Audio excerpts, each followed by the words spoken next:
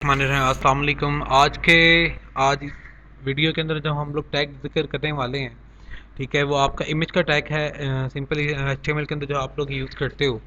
आज हम इमेज के टैग को डिफरेंट तरीके से इंपोर्ट करके देखेंगे, एक्सट्रैक्ट करके या इंसर्ट करके देखेंगे अपने पेज के ऊपर कि आखिर हमें इमेज को लगाना है तो किस तरह से लगाना है।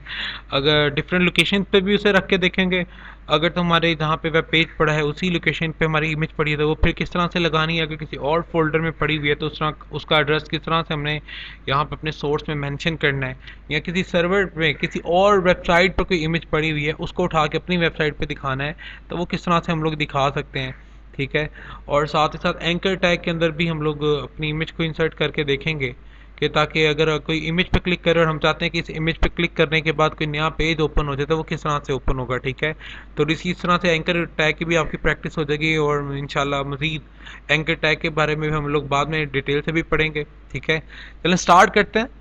आपके पास मैंने फ़िलहाल ये HTML की एक बॉडी लिखी हुई है, सिर्फ बॉडी वाला पार्ट लिखा है और उसके अंदर पैराग्राफ, हेडिंग और इमेज के टैग लिखे हैं। इमेज के टैग सारे ही अभी एम्प्टी हैं, किसी भी इमेज टैग को मैंने अभी कुछ भी वैल्यू वगैरह पास नहीं की। सिर्फ हेडिंग और पैराग्राफ के अंदर कुछ हेडिंग और पैराग्राफ लिखी हैं ताकि टाइपिंग का थोड़ा सा टाइम बच सके लेक्चर रिकॉर्डिंग में। तो होप तो इंशाल्लाह आपको सारी समझ आ जाएगी और आती भी रहेगी। इसको फिलहाल मैं इस पेज को जो मैंने अभी फिलहाल बनाया वैसे रन करके देखूं। Control B for build. ठीक है, कंट्रोल बी मैं दबाता हूँ। ठीक है, और कंट्रोल बी दबाता हूँ और इसे रन करके देखते हैं तो फिलहाल मेरे पास ये पेज जो है इस तरह से कुछ आउटपुट दे रहा है। ठीक है, हेडिंग वाली जो सी है H1 है, H2 हेडिंग या पैराग्राफ, H1 H2 हेडिंग या पैराग्राफ वगैरह जो लिखा है वो सारे आपको नज़र आ रहे हैं। यहाँ पे HTML इमेज है तो HTML इमेज नज़र आ, नीचे वाले में भी HTML इमेज है तो HTML इमेज आ रहा है, HTML इमेज है तो HTML इमेज है, फिर हेडिंग और पैराग्राफ एक लिखा हुआ है। ठीक है, वो आपको हेडिंग और पैराग्राफ यहाँ पे नज़र आ रहा है। नीचे फिर आपके पास एक पैराग्राफ सिंपल लिखा है तो आपको एक पैराग्राफ नज़र आ रहा है। इसी तरह नीचे हेडिंग और पैराग्राफ है। ठीक है, तो फिलहाल ये सिंपल सा सारा डाटा वगैरह लिखा हुआ है, हेडिंग और पैराग्राफ वगैरह यहाँ पे इंसर्ट किए। ठीक है, स्टार्ट करते हैं। सबसे पहले हम लोग क्या करते हैं, आपके पास इमेज के अंदर अपने दो मोस्ट इंपॉर्टेंट एट्रीब्यूट लिखते हैं जो हमें लाजमी तौर पे मेंशन करने होते हैं। एक हमारे पास सोर्स के नाम से होता है।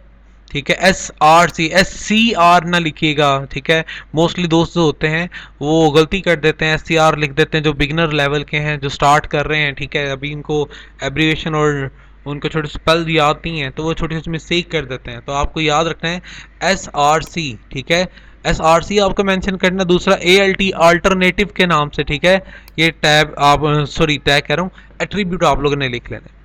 ठीक है, SRC स्टैंड फॉर सोर्स होता है और यहाँ पे आप अपने इमेज का सोर्स प्रोवाइड करेंगे, एड्रेस प्रोवाइड करेंगे जिसे हमने अपने वेब पेज पे डिस्प्ले करवाना है। और ALT आल्ट जो है अल्टरनेटिव के अंदर हमने क्या करना है, कोई सा एक मैसेज या कोई चीज़ लिखनी होती है जिसे हम लोग चाहते हैं अगर हमारी इमेज ना डिस्प्ले हो तो ये वाला मैसेज डिस्प्ले हो जाए, वो मैसेज हमने यहाँ पर मैंशन करना होता है। ठीक है, स्टार्ट करते हैं। सोर्स किस तरह से यहाँ पे इंसर्ट करना है, मैंने फिलहाल क्या किया हुआ है, अपने पास स्क्रीन पर एक मेन फोल्डर बनाया हुआ है, फोल्डर का नाम HTML रखा हुआ है। ठीक है, इसके अंदर कुछ इमेजेस वगैरह रखी हुई हैं। ठीक है, अगर मैं इसकी एड्रेस बार पर क्लिक करूं तो देखिए यहाँ पर मेरे पास ये एड्रेस लिखा आ रहा है D:\HTML, ये फोल्डर का नाम है।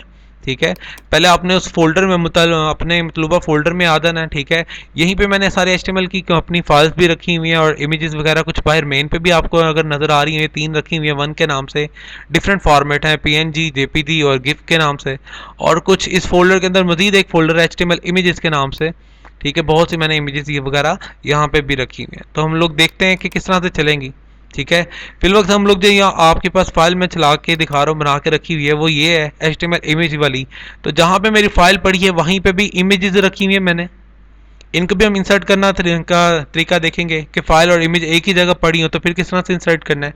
और साथ ही साथ ये जो इमेजेस हैं ये अलग से एक न्यू फोल्डर में पड़े हुए हैं, तो इस फोल्डर के अंदर से अगर इमेज निकाल के अपने पास वेब पेज पे दिखानी है तो किस तरह लगाएंगे। ठीक है, स्टार्ट करते हैं। अगर मैं इसका सोर्स देखूँ तो देखें आप लोगों ने क्या करना है, सबसे पहले इनका एड्रेस देख लेना है। एड्रेस देखने का क्या तरीका है, एड्रेस बार पे जाएंगे, अगर विंडोज 7, 8 या 10 है आपके पास, ऊपर एड्रेस बार पे क्लिक करें, एक बार साइड पे क्लिक करेंगे तो ये आपके पास यहाँ पे सिर्फ उसका एड्रेस मेंशन होकर आ जाएगा कि DHTML फोल्डर के अंदर पड़ी हुई है।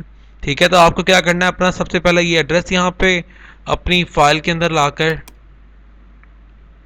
पेस्ट करना है, ये जो सोर्स है यहाँ पर, और साथ ही साथ आपको क्या करना है, उस इमेज का नाम, ठीक है, और साथ में जेपीजी। एक तरीका। दूसरा तरीका ये, अगर इमेज और एचटीएमएल फाइल आपकी इकट्ठी एक ही जगह पड़ी है तो फिर आपको एड्रेस देने की जरूरत नहीं है, सिंपली नाम और डॉट के बाद उसकी एक्सटेंशन लिख दें। जैसे हमारे पास यहाँ पे ये फाइल पड़ी हुई है जिसका नाम हमने क्या रखा हुआ है, एक का नाम 1.jpg, 1.png और 1. आपके पास गिफ रखा हुआ है, ठीक है, GIF।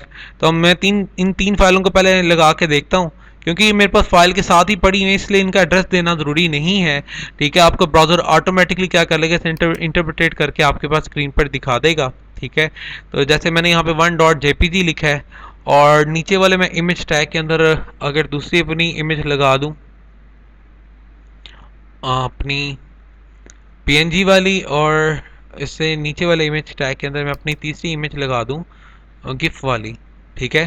तो मैंने तीनों इमेजेस लगा ली, ठीक है। कोई एड्रेस नहीं दिया, सर नाम और एक्सटेंशन, नाम एक्सटेंशन, नाम और एक्सटेंशन दी है। और अल्टरनेटिव में मैंने सिंपली क्या लिखा हुआ, एक मैसेज जो मैं चाहता हूँ अगर इमेज डिस्प्ले ना हो तो ये मैसेज डिस्प्ले हो, ठीक है। ये तीनों लिख दी हैं, ठीक है। अब मैं इसे रन करके देखता हूँ, Ctrl+B का बटन दबाता हूँ, ठीक है। रन होके मेरे पास पेज नज़र आ रहा है, ठीक है। पेज नज़र आया, देखें तो ऊपर आपके पास HTML की हेडिंग है, तो HTML की हेडिंग आ रही है। फिर आपने एक इमेज लगाई है 1.jpg, ठीक है। अगर मैं आपको फोल्डर में ला के दिखा भी दूं तो ये देखिए 1.jpg की है, ये आइस की इमेज है, ठीक है। तो ये आपके पास क्या हो जाएगी, आपके पास यहाँ पर स्क्रीन पर डिस्प्ले हो रही है, ठीक है। फुल स्क्रीन करके दिखाऊं तो ये आपके पास इमेज, ये जिस फॉर्म में जिस साइज में भी होगी, ये एक्चुअल उतने ही साइज में आपके पास क्या होगी, डिस्प्ले होगी। साइज छोटा बड़ा हमने अभी साइज को कंट्रोल नहीं ना किया, तो एक्चुअल साइज जो जिस साइज में भी आपके पास जितनी भी हाइट और विड्थ के में ये आपके पास इमेज स्टोर है, उतनी हाइट और विड्थ में आपके पास क्या हो जाएगी, डिस्प्ले, ठीक है। तो ये जेपीजी वाली आपको डिस्प्ले हो रही है, नीचे मैंने आपके पास पीएनजी वाली लगाई है, ये पीएनजी वाली इमेज नज़र आ रही है, ठीक है। और इसके बाद तीसरे नंबर मैंने गिफ लगाई थी, ठीक है, एनिमेटेड जो आपकी पिक्चर होती है। तो ये मेरे पास नीचे गिफ वाली इमेज भी डिस्प्ले हो रही है, ठीक है। तीनों की तीनों मेरे पास क्या है, इधर मेन पे ही पड़ी हुई है।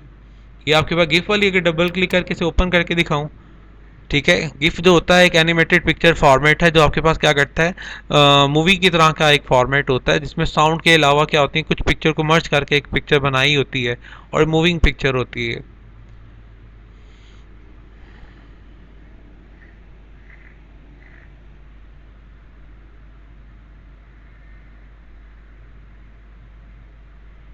इसने कुछ लोडिंग में टाइम ज़्यादा ले लिया, बहरहाल कोई बात नहीं। ये देखें हमारे पास ये गिफ इमेज है, ठीक है, जो हमारे पास वहाँ पे डिस्प्ले हो रही है और एनिमेटेड थी, इसलिए मैं खोल के दिखाना चाह रहा था कि जो यहाँ पे है हमारे पास वहीं पे डिस्प्ले हो रही है ये वाली इमेज और एक ये PNG के अंदर, ठीक है। तो ये तीनों आपके पास आउटपुट के अंदर यहाँ पे डिस्प्ले होने लगी जो हमने अभी लगाई है। बाकी देख लें नीचे वाली सारी की सारी अभी एज इट इज़ पड़ी हैं खाली, बिल्कुल, ठीक है। तो वापस करते हैं कोड के ऊपर, ठीक है। अब इसके अंदर कोई वेरिएशंस वगैरह करके देखते हैं, ठीक है। तो ये तीन इमेजेस लगाई थी, तीन इमेजेस आ गई। अब हम लोग क्या करते हैं, अगर हमारी इमेज किसी और फोल्डर में पड़ी है, यानी कि हमारी जो फाइल हम लोग जिसमें कोडिंग कर रहे हैं वो किसी और फोल्डर में है और हमारी इमेज किसी और फोल्डर में पड़ी हुई है, ठीक है। तो फिर उसका क्या प्रोसीजर होगा उसे देखते हैं कि क्या चेंजिंग आएगी। ये मैंने नीचे इमेज का टैग लिखा हुआ है खाली, इसके अंदर मैं सोर्स और आल्ट वाला अपने एट्रीब्यूट को पेस्ट करता हूँ, ठीक है।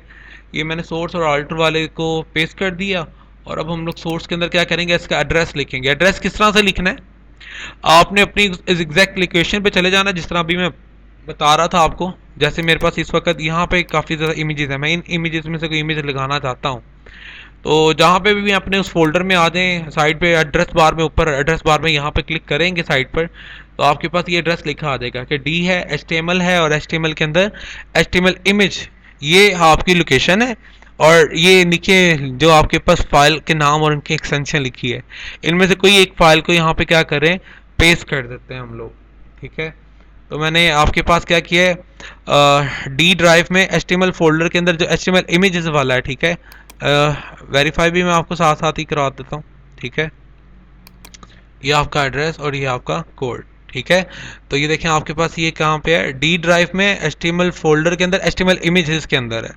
तो D drive, HTML folder, HTML आपके पास इमेजेस के अंदर आ गए।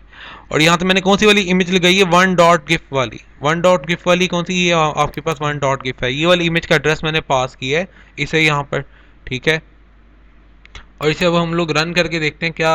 अब इसे रन करके देखें तो बी कंट्रोल बी दबाया, ठीक है, और हमारे पास क्या होगा ये हम चेक करते हैं इसके आउटपुट को।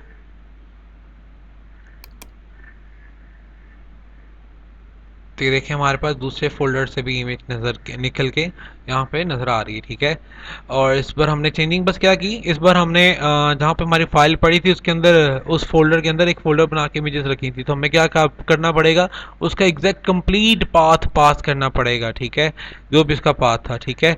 और लेट्स सपोज अगर आपके पास, मैं अगेन बताता चलूँ, अगर पाथ सपोर्ट नहीं कर रहा, आपने एग्जैक्ट बिल्कुल ठीक पाथ भी लिखा हुआ है कि डी आपकी ड्राइव है, उसके मैं HTML के मैंने फोल्डर बनाया, उसके अंदर HTML इमेजेस के नाम से एक फोल्डर बना के उसमें अपनी इमेज रखी हुई है, उसका नाम कोई दिया हुआ है और कोई फॉर्मेट वगैरह है, अगर सारा कुछ ठीक दिया है फिर भी वर्क ना कर रहा हो, कहीं तो कहीं कहीं पे ये फॉरवर्ड स्लैश का इशू होता है कि आप लोग उसे कंपल्सरी कर सकते हैं, कंपाइल कर सकते हैं।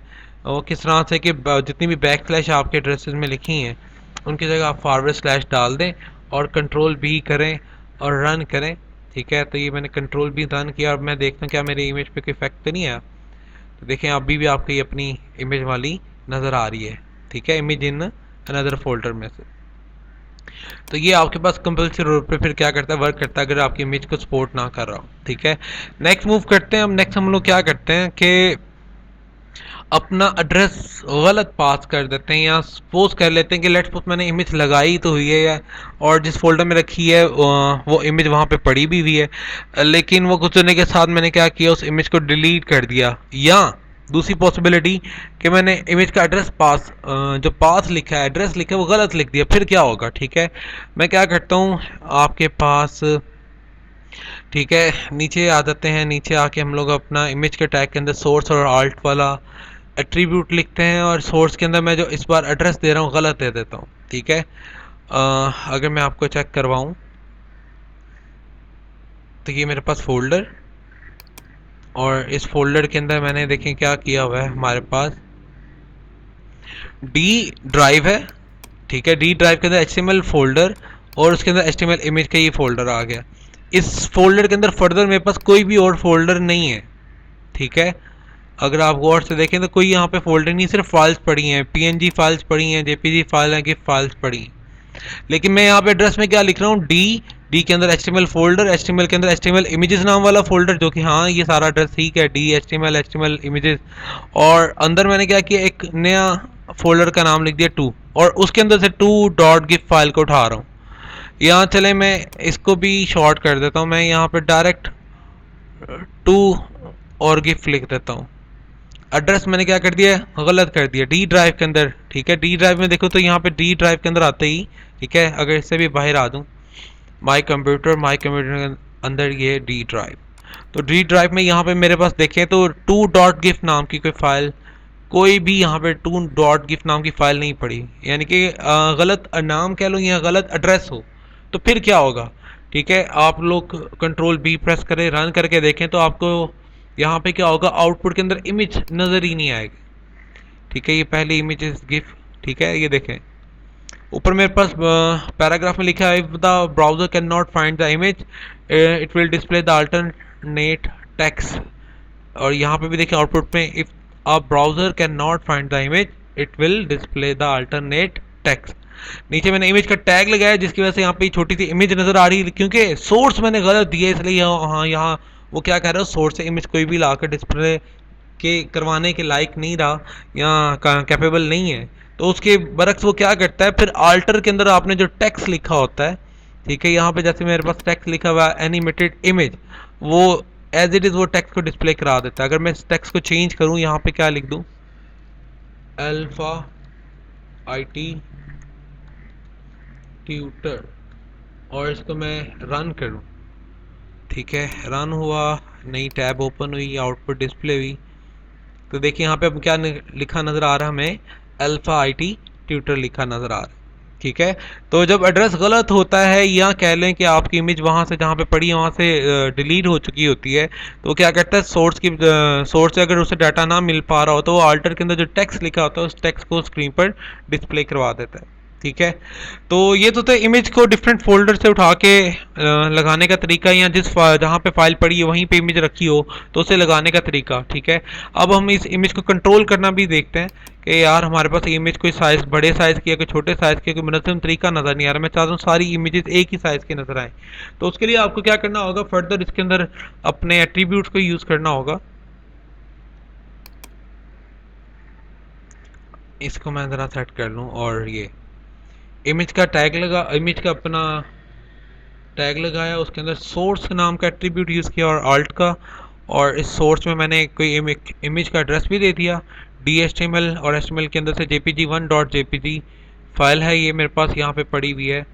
आपके पास अगर मैं HTML में आ जाऊँ D में और उसके बाद HTML इमेजेस में, तो ये jpg1.jpg नाम से ये फाइल है। फाइल का नाम jpg1 रखा है और उसकी एक्सटेंशन क्या है .jpg। आप जो मर्जी नाम रख सकते हैं। ठीक है, लेट्स सपोज मैं चले नाम चेंज भी करके दिखा देता हूँ। इसका नाम मैं वक्ती तौर पे अल्फ़ा रख देता हूँ, आपके पास alpha1 कर देता हूँ .jpg। अब क्योंकि इसका नाम मैं चेंज कर चुका हूँ तो मैं यहाँ पे भी इसको चेंज कर लेता हूँ, alpha1.jpg। इसे अब रन करके देखते हैं पहले तो ये डिस्प्ले हो रही है कि नहीं। ठीक है, तो ये देखिए मेरे पास। ठीक है, ये पैराग्राफ को भी कंपेयर कर ले। Image size here we use the style attribute to specify the width and height। ठीक है, जो मैंने पैराग्राफ लिखा है वही पैराग्राफ यहाँ पे नज़र आ रहा है आपको, और नीचे जो एड्रेस दिया है वो इमेज नज़र आ रही है। ठीक है, अब हम लोग क्या करते हैं, इसके अंदर इनलाइन CSS को अप्लाई करते हुए इसकी हाइट और विड्थ को कंट्रोल करते हैं। ठीक है, विड्थ मैंने 500 पिक्सल दे दी, हाइट मैंने 600 पिक्सल दे दी। ठीक है, इसे रन करके देखते हैं। ठीक है, इमेज में कोई और यूज़ कर लेता हूँ, jpg2.jpg वाली को यूज़ कर लेता हूँ, वो भी मेरे पास यहाँ पे पड़ी हुई है। ठीक है, इसी फोल्डर के अंदर jpg2.jpg ये फाइल पड़ी। ठीक है, इसे रन करते हैं और देखते हैं क्या इसकी हाइट और विड्थ कंट्रोल हो रही है या नहीं। ठीक है, कंट्रोल प्रेस किया, रन किया और अपनी फाइल पे आते हैं तो हमारे पास, ठीक है, ये इमेज नज़र आ रही है आपको 500 बाय 600 की। इसकी साइज़ को चेंज वगैरह का अगर मैं करके देखूं, साइज़ को मैं 200 कर देता हूं और यहाँ पे भी साइज़ को मैं 200 करता हूं, देखो कोई फ़र्क पड़ता है या नहीं पड़ता। कंट्रोल भी किया, इमेज को अब पहले के मुकाबले ज़रा छोटा होकर नज़र आना चाहिए। ये देखिए हमारे पास क्या होगी 200 बाय 200 की होके नजर आ रही। इस तरह से आप हाइट और विड्थ को क्या कर सकते हैं, डायरेक्ट हाइट और विड्थ एट्रीब्यूट लगा के भी इसकी हाइट विड्थ को कंट्रोल कर सकते हैं, या इन लाइन CSS लगा दें। अगर हाइट विड्थ आपके पास नहीं वर्क कर रहा, किसी ब्राउजर में इशू आ ही जाता है, तो आप स्टाइल के एट्रीब्यूट के अंदर अपने हाइट और विड्थ वाले प्रॉपर्टीज़ को रखें और कॉलन लगा के उनके आगे उनकी वैल्यूज लिख के इसकी हाइट विड्थ को कंट्रोल कर सकते हैं। ठीक है,